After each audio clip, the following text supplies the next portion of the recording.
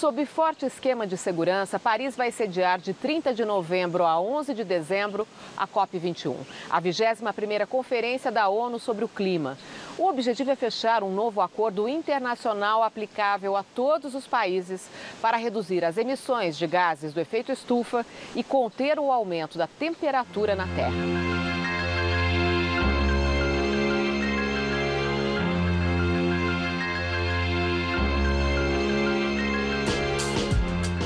As mudanças climáticas na visão de dois professores da Universidade de São Paulo. O físico Paulo Artacho integra o IPCC, o painel internacional de cientistas que reúne, analisa e divulga estudos realizados no mundo todo para mostrar a situação atual e projetar cenários futuros, estimulando a redução das emissões de poluentes na atmosfera. O sociólogo Ricardo Abramovay, do Instituto de Energia e Ambiente, analisa os impactos socioambientais relacionados com o aumento médio da temperatura no planeta. Do início da Revolução Industrial, no século XVIII para cá, esse aumento foi de quase 1 grau. O objetivo é evitar que a média vá além dos 2 graus até 2100.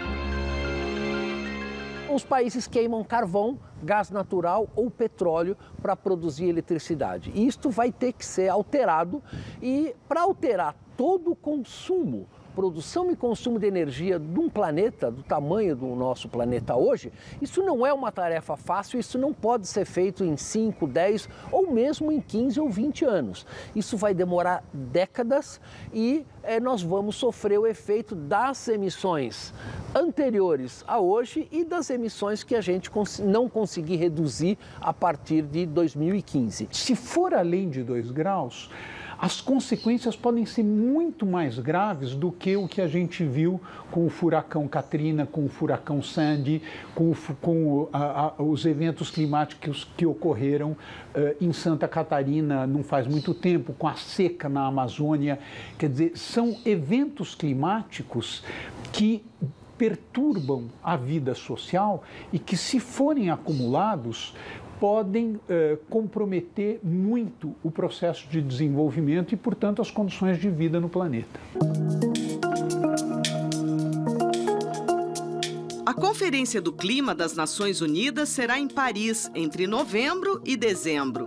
Dela pode sair o Acordo Internacional para a Redução das Emissões, que vai substituir o Protocolo de Quioto, negociado no fim da década de 90. Ele previa a redução de cerca de 5% das emissões entre 2008 e 2012, com base nos números de 1990.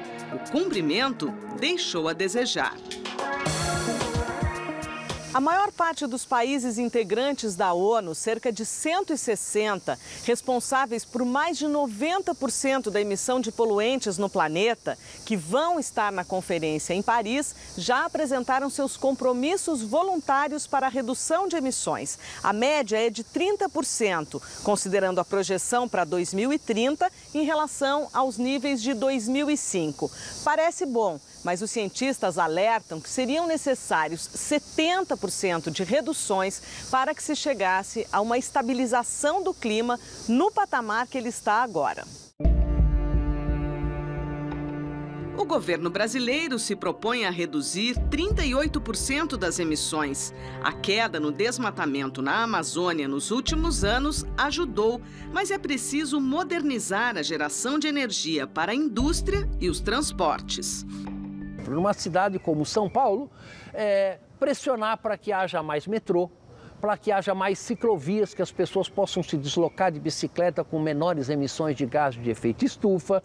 Mas temos que deixar bem claro que as questões de grande porte, as questões macro, só são realmente definidas por políticas públicas eficientes, baseadas em ciência e com um sistema de implementação verificável pela própria sociedade. A minha experiência é que isso desencadeie um movimento, não só nos governos, mas entre os cidadãos, que permita que se perceba que a vida sob uma sociedade de baixo carbono, de baixas emissões, pode ser melhor do que uma vida em que cada um tenha um carro altamente emissor.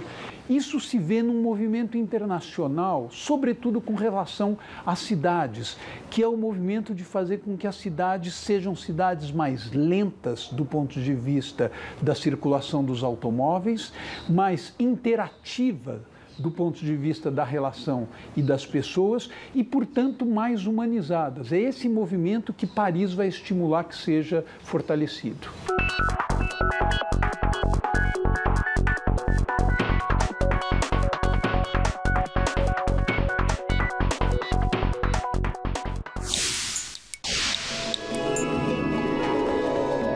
Será muito difícil que se consiga, na reunião da Convenção do Clima, marcada para o fim do mês em Paris, chegar a um acordo de cumprimento obrigatório para todos os países que os obrigue a reduzir suas emissões de poluentes que intensificam mudanças climáticas. Mas sem esse acordo e seu cumprimento, não será possível evitar que a temperatura do planeta suba mais de 2 graus Celsius e tenha consequências extremamente graves. Já subiu 1 grau.